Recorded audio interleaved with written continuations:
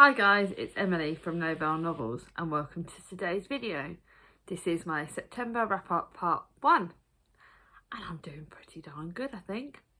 The day that I'm filming this, I've read 14 books and it's filmed on the 14th, but I've got 2 books that I should be finishing today. One definitely will be finished today and I will explain those to you shortly. So obviously I just always like to do a little bit of a catch up. The kids are back at school, so that is all good. I'm back doing some walking, which I'm loving doing with my friends. I just feel like I'm getting myself back on track. At the start of the month, obviously I went lovely book shopping with Alice and Jem and my sister Charlie. That was really good fun. What else have I got? What else has happened? It's Chris's birthday on Sunday, so we had a lovely family weekend. I've had a few anxiety attacks because obviously everything that happened in the summer, this is typical me, is that when it all stops, and my mum is doing really well, so I wanted to say thank you all for your best wishes. She's doing really well. She's back on her feet, back driving today and yesterday, which is brilliant. And then my sister's getting better as well, so that's all good.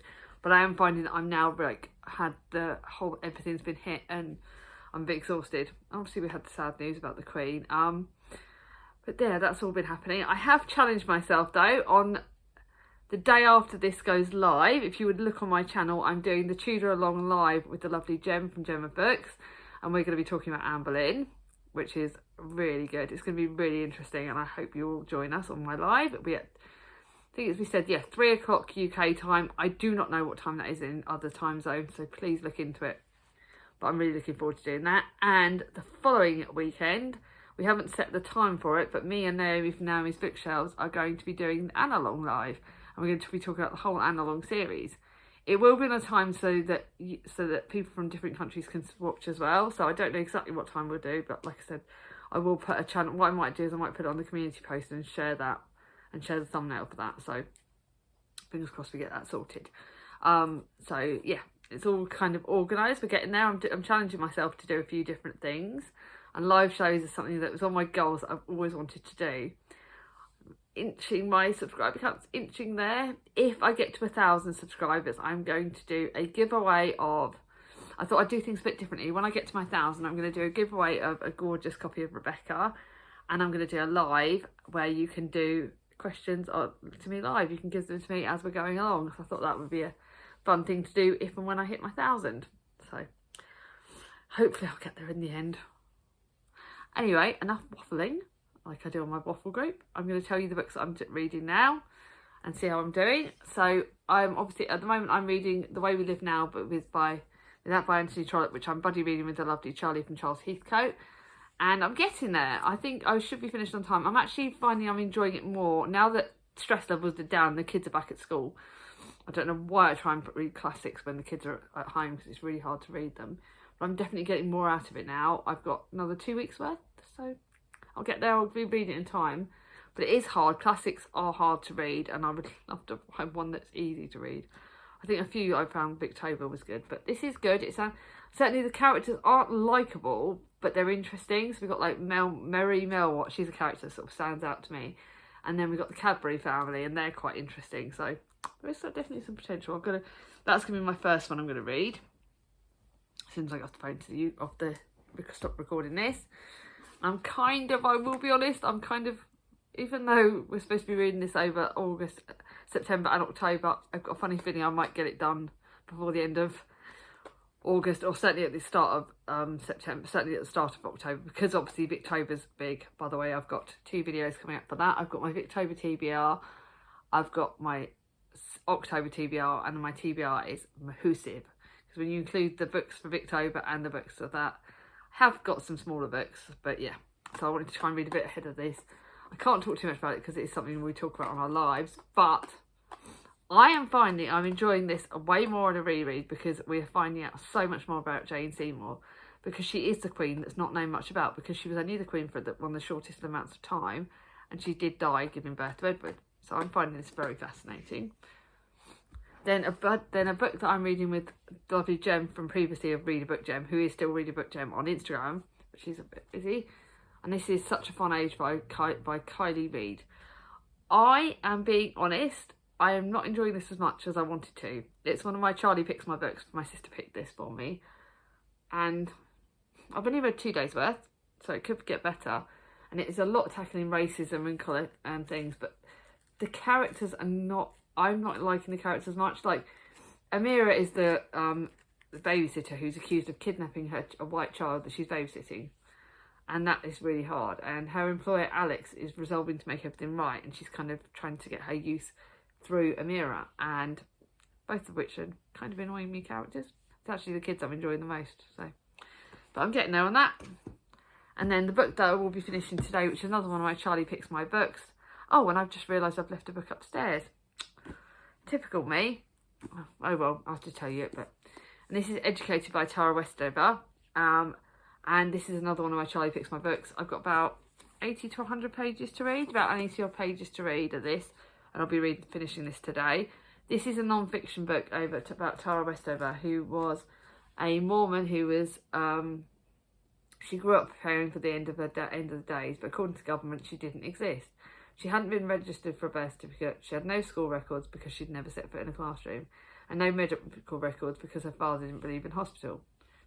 As she grew older, Tara became more radical and her brother more violent. The brother being violent is actually quite emotional, and I find that quite challenging, but it's a very good book. And the other physical book that I'm reading is The Lovely Lemon Tree Cafe by Barronly. Although they finished that today or tomorrow, but it will be finished by the day this video goes live, so have a look at my Goodreads and you'll see a rating. But that is a very cosy book. It's great. Got 2 lovely strong sisters, an Italian grandmother who I love already. It's a real cozy read and I'm really enjoying it. Now for the next piece of news, don't die of shock. I've got an audiobook and an ebook on the go. Yeah, please don't die of shock. The audiobook is one that I'm loving, which is A Simple Wish by Rosie Goodwin. I'm listening to it on audiobook through the Borrow Box, and I'm actually really enjoying it. I was listening to music when I wasn't watching you guys on BookTube, but I thought, why didn't I use my proactive time? And yes, it doesn't affect my physical unread TBR, but it gives me a chance to listen to an audiobook, and I'm actually really enjoying it. So thank you, Alice and Gemma and a lot of my book waffle group, because they inspire me to pick up some audiobooks. Then the lovely Jack from Spread Book Joy, can't talk about all my friends on there, was talking about the fact that she'd seen my Page Tune book that is coming out next year was on NetGalley, and I've never used NetGalley. I've had the app, I've had the emails, but I've never used it. And I applied for it, but I didn't get it, unfortunately. But that's because I've only just started using NetGalley. But I did apply for another book called Lost in Paris, which is set in the 1920s. Cannot for the life of me remember the author. But it's a NetGalley book. It's an ebook. It's definitely got me wanting to read ebooks more. But I think I might try reading them through NetGalley. I'll see if NetGalley have got any good ones. If not, I might just pick up an ebook. Because I've also realised it's actually really handy to have an ebook there when I'm in the middle of like all my other books, and when I don't want to have to rush upstairs to get a book, or if like certainly at work, it's easier just to take my books to work. And now that I'm not as keen on, I don't need to drop my physical unread TBR as much, an ebook's quite handy so that I don't have to lug books around in the rain and everything else. So that's positive. I'm going there. And this video's gone on for over 8 minutes and I haven't got on with the books that I've read. Sorry about this. But now for the books that I've actually physically read. The first one is a book that, again, some of these books aren't on my unread TBR. That's another reason. Some of the books weren't on my TBR for September, but I'm reading them because I wanted to stop last month's boo-boo. Last month I read all of my set TBR at the start of the month, and I read all of the breast books, and then the second half of the month was pants. So I thought I would save some of the books up there for the second half of the month so that I've got some good ones. So just to get this book off, I read this book. I picked up this book not that long ago from Baz Books because there was 2 copies. It's about a family. I thought it'd be amazing, and it only got 3 stars. It is okay, but there's so many situations that are so typical of like family life as it's supposed to be. Like there's like the rebellious granddaughter. You've got there's like, apparently there's 2 sisters in each generation. So the granddaughter, there's 2 sisters. The older one's a bit of a rebel, which is again very stereotypical. The elder one's the rebel, the one that's being naughty and she's going off and getting drunk. And the younger one's a little angel, which, trust me, growing up in my family, I was definitely the rebel. And then you got the next generation, one sister, the one that's got the 2 girls. She's the one that's she's going through her own like difficulties, but the other younger sister is the one that's like on TV and she's doing her own sort of thing and very pretty, and but she's again got her own like little things. And then you've got the grandmother who's got her own secrets, and then the grandmother's sister who's got her own secrets. And it's just, but they're so like typical ones, and it's kind of like, but it is set over 24 hours, which is quite good. And there's a lot of secrets happening. Everyone's got their own secrets. Everyone's going through their own stages, and it's all right, but just not one I'm going to reread. So that's back to the charity shop. And then a book to me that, even though it was 3 stars, is a big disappointment, because according to the cover, I thought it'd be historical fiction. But it isn't actually. It's set in the modern day time. But it does talk about hope over 2 generations. And it does talk about interesting things. But it wasn't anywhere near. It's probably my least favourite Annie Murray book. And it's sort of getting Annie Murray sets a lot of her books in Birmingham. And it is okay. But just, it wasn't what I expected. From the cover, I thought historical fiction. But like I said, most of it's actually set in the current day. And it wasn't that much. So, go bye-byes. But now I'm on to my 4-star books. And like I said, the rest of the TBR was amazing. I've had a great reading month so far. Admittedly, again, I started off with the 5 stars. And because I'm saving my other 5 stars, it's kind of gone down a bit. But anyway, this is my first... I've read a lot of the Rose Tremaine books because this is Music and Silence by her, which was on my TBR. I've read a lot of her books because Gemma from Reader Book Gem loved them. But I've been really hit and miss. Some I've really loved, some I've just not gotten because I'm not intelligent enough, in my opinion. But this one is standing out as a really one that I loved, even though I'm going to give it away because obviously it only got 4 stars. It was set in 1629 and there's quite a few different time storylines in it. So you've got like an English lutist named Peter Clare, and he's on the Danish court, and you've got other storylines, and you've got... It's actually really interesting, like different... I can't sort of remember exactly characters, but there was a lot of different storylines in amongst themselves, and about family life and about romance, and it's really, really got me, and I don't know why, this one really got me, and it was actually one I really enjoyed. So sneaky peek, I got a new Rose Tremaine, got the Rose Tremaine's newest book for £1 at the charity shop the other day. Because after liking this, it was like, yeah, I'll get it. But yeah, this is definitely, if you like historical fiction and you're prepared to really, you need to really invest yourself in the characters. You really need to focus on this book. But it is a very good book, and it's probably one of my favourite Rose Tremaines. And now the TBR jar. And I was petrified. TBR jar has been a real cheeky beggar with me. I've not liked many of the TBR jar books. Really struggling with my classics this year. It was my second classic choice from the TBR jar. Edith Wharton, I did not like Ethan Frome, did not connect with the other book. Why can I not remember the other book? But this one, Age of Innocence, this one really stood out to me. The lovely Tori from, she's changed her Good Woman Reads or something. I can't remember her new channel name. So sorry, Tori. But she said this would be Edith Wharton's best book, and it's actually one I'm going to keep and reread at some point. This is very depressing. The House of Mirth really fits its sort of trade because it's very, very sad. But it's about the beautiful Lily Bart who lives amongst the nouveau riches of New York City. People whose millions are made in railroads, shipping, land. In this morally and aesthetically blending bankrupt world, Lily, aged 29, seeks a husband who can satisfy her cravings for endless admirations and the trappings of wealth. But her quest comes to a scandalous end when she's accused of being the mistress of a wealthy man. Exiled from the familiar world of artificial conventions, Lily finds life impossible. And Lily is a character that I really found myself, even though it's very, very sad, you really felt for her and you really wanted her to get the happy ending. I'm not going to tell you if she does, but this was standout, one of the books that really surprised me, and it's actually one of, if you want to start off with Edith Wharton, this is definitely my best book of hers.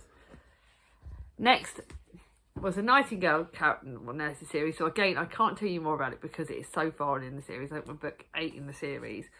But this is tackling Dora's in this. We've got Dora from the first book. Fellow nurse Kitty, who I think is in the second or third book. And Dora's friend Helen from the first book. And this book is very hard hitting. There are bits where you cry your eyes out. It's a very good book. Yes, it's 4 stars, but it's a series book, but it's really, really good, and I really enjoyed it. But I did find it emotional, so I'm going to keep that, but it's definitely emotional. And now's the book that, even though it was 4 stars was not what I expected of it. It would have been a 5-star prediction, because Charlie from Charlie Book picked it. It's a buddy read book which we both read. It's Sophie Anderson books, and it's The Thief Who Sang Storms. Now for me, I have loved all her other books. They've been amazing. They've been fantasy at the best. They've literally knocked it out of the park and been favourite books of the year so far. So I paid full price for this, thinking Sophie Anderson, I'm going to love it. But yes, it's 4 stars, but it was a disappointing 4 stars because I expected so much more from it.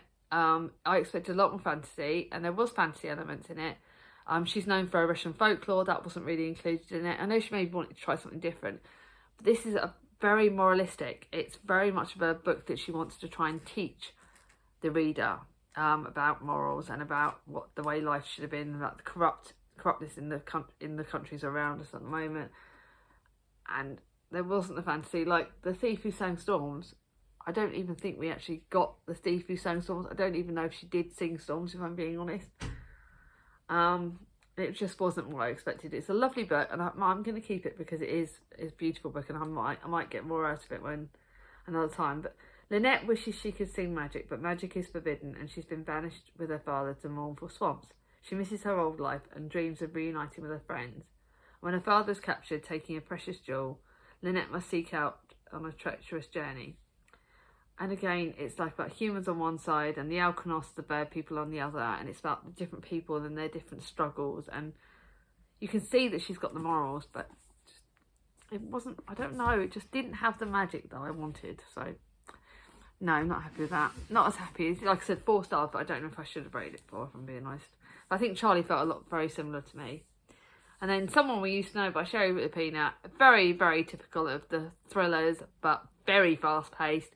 Really got me on my toes. Did not guess the killer in this book. There's always a killer in Sherry the Penis books. Did not guess the killer. Did not guess the twist. It did have me on my feet, but it was really good. If you want thrillers that are fast paced, then God is this good book. And they're not too gory, which is what I like. There's much more of the mystery element. There is a few gory bits, but it wasn't too gory, so I quite like that. But very thriller, very fast paced. Now to my 4.5 and 5-star books, and this video is going to be long. Not sure if I'm going to keep this or not. Chris bought it for me for my birthday. It was a book that Charlie picked again. It was I think it was my first book of the month. She smashed it. 4.5 stars. Really good. It was my first Rachel Joyce, and it will not be my last. I probably will be picking up all her books. But I think I'm going to give this, if anyone wants this, let me know, because it is a really good book. But I don't know if I'll reread it. That's what I've got to think about, whether I will reread it, and I don't think I will. And that is Marjorie Benson in 1950 abandons her dead-end job and advertises for an assistant to accompany her on an expedition. She is the lead character, but again, her companion, Enid Pretty, is in a pink travel suit. Very, very different, and yet she was by far my favourite character in this. And yeah, there's a lot of secrets, a lot of interesting, a lot of bit of nature in it. It's a very good book. The lovely Nikki from Red Dot Reads loved it, and I can totally see why. Very enjoyable. Definitely will not be my last, but I did not keep that. Then another book that Charlie picked up, which was 4 stars again, 4.5 stars again. She did really well this month. Like I said, I'm not sure how it's going to be with such a fun age, but this one was really good. The Picture of Dorian Gray. Oscar Wilde has yet to disappoint me. I love this. It was 4.5 stars. It was very dark. If you do not know about The Picture of Dorian Gray, who are you? If you like gothic books, if you like classics that are easy to read, this might be good for Victober actually. But this will be a very good book for Victober, because I don't know if it counts as a short story because it's 200 pages. But it would be a very good book for Victober. It's very dark and mysterious, and we know about the picture, and pick it up. Bloody brilliant. Love that. Then a book that I'm going to be giving to my mummy. My mum is going to have this, and that's the next one in the Comfort Food Cafe. Sneaky peek, I'm going to be finishing this series this month because I love this book, and there was a bit at the end of this book that led on to the next book, and it was like, yeah, I can't wait another month. I'm going to be reading this. So how I've held off, because I didn't really want to plan to again read the best at the start of the month, so I've held off reading the last book in the series. And this one's mainly about Katie Seddon, the girl that had a little boy and a baby son, and she's sort of we met her in the first book, and we've seen her in all the other books, and she's the nurse who lives there, and she's got her own little stories, and there is a romance, but there's stuff from other characters that really comes into this book, and it's so good. There is a cancer trigger though. I'm not going to tell you who because that's triggering, but if you don't, the cancer trope affects you. It does affect me, but it was done quite well in this, and I think it portrayed actually a positive image of what can happen, and I would like to say that that really did stand out to me. So yeah, that's another keepy. The next one I can't decide if I'm going to keep. It's another one I can't decide, so I think I may put it somewhere on my shelves, and if I'm not, and that is because it's a duology and it's Firefly Lane. It's a chunky book. It's Kristin Hannah, and it killed me. I cried loads again. There is that trope. Cancer trope again. I'm always like to give trigger warnings. There is a cancer trope in it. Again, not telling you who, because it would spoil it. It's about two friends who meet when they're kids, and it carries on for about 30 or 40 years. And oh my God, it's so good. They're meeting them in the 70s, in 1974, and it's Kate Malarkey, who's very much the sort of bottom of the social food chain apparently. And then she meets Tully Hart, who seems like a real confident and really extravagant person. And she seems to have it all, and they become best friends. And this is their journey through life's ups and downs. Very interesting, gripping, great book on friendships. Great book. Loved it, loved it, loved it. Yeah, I really loved it. And then obviously Page Toon. You know Page Toon's going to be 5 stars. You know I love her books. This was the one we fell in love with, which is about triplets. And there's not many, I don't think there's much of a crossover with our other books in this. I think this might be one of the only ones where there's not a crossover.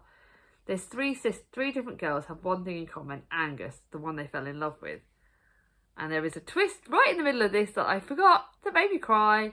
This one really made me cry. It's about sisters. I loved it because I love books on, I'm one of 3 sisters. But oh my God, they're all identical triplets. That's obviously different from what I live with. Very different sisters, but they have their similarities because they're identical twins, but they're still very different. I know for a fact that if you've seen Charlie's channel, she's very different from me, but we have very good similarities. This is about Phoebe, Eliza and Rose, and Page Toon, I cannot disappoint. She is still my favourite author. This is a smashed out of the park, but it's flipping good. It will be kept. Another one that's 5 stars, but this is like the sliding door trait. I'm now probably thinking realistically it should go down to 4.5 stars because it wasn't one of the ones that really stood out to me. So looking back, it's a weaker 5 stars. And this is Maybe in Another Life, and it's one of her earlier ones, which I didn't realise. I think they got republished in this gorgeous new cover. And at 29, Hannah has no home, no career, and no idea what she wants to do with her life. After years of different cities and jobs, she heads back to Los Angeles for a fresh start, this time with the help of her best friend Gabby. They celebrate her homecoming with old friends at a local bar, and just after midnight, Gabby asks if Hannah's ready to go. Moments later, her high school boyfriend Ethan offers her to give her a ride. Later, if she wants, Hannah hesitates. And then you've got the parallel universes about when she made the decision to go with Ethan, or when she stayed with her, when she went with her friend. Very different lives, very different things, but right at the end you see the similarities. It is a good book, but unfortunately not my favourite of Taylor Jenkins read, but it's very good. It's still 4.5/5. It was really, really good. The alternate lives really does get you thinking, that sliding doors theory, but I think I might give that one away. I have to be really strict. I've got too many books on my shelves, and how many of these I'll actually read.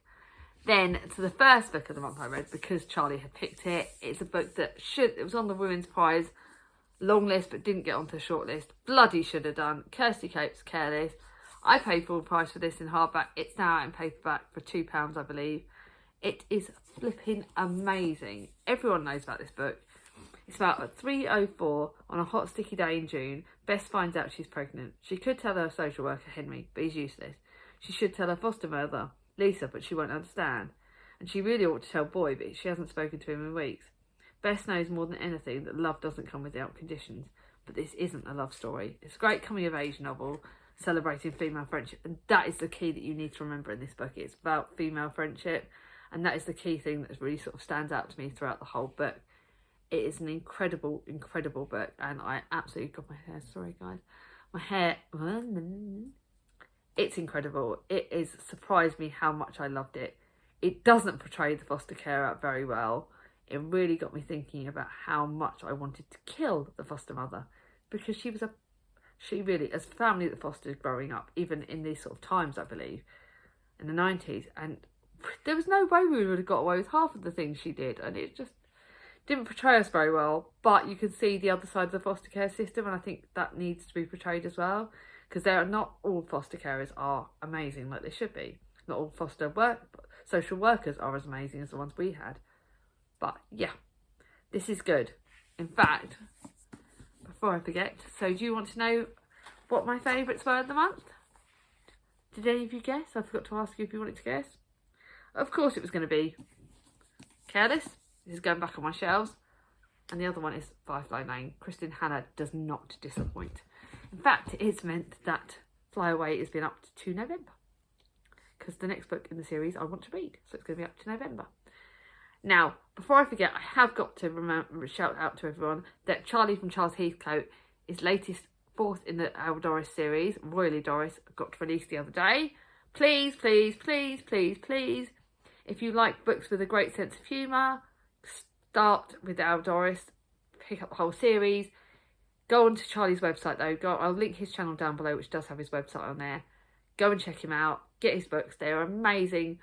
I think you do need to read the first three before you read Royally Doris, but they are absolutely incredible. And Royally Doris is by far my favourite in the series. Absolutely loved it. Love Charlie's work. He's an author that makes you laugh and cry. If you like dry sense of humour, like older protagonists, they are the books to read. So check him out. So that's it. Let me know down in the comments down below what books you've been reading this month. Is there any that have really stood out to you? Is there any that you want to know a bit more about the ones I've been reading? Let me know. That's my pleasure. If you like this video, give it a thumbs up. If you're new to my channel, not subscribed yet, bring on my ding-a-ling. And I'll see you all soon. Bye-bye.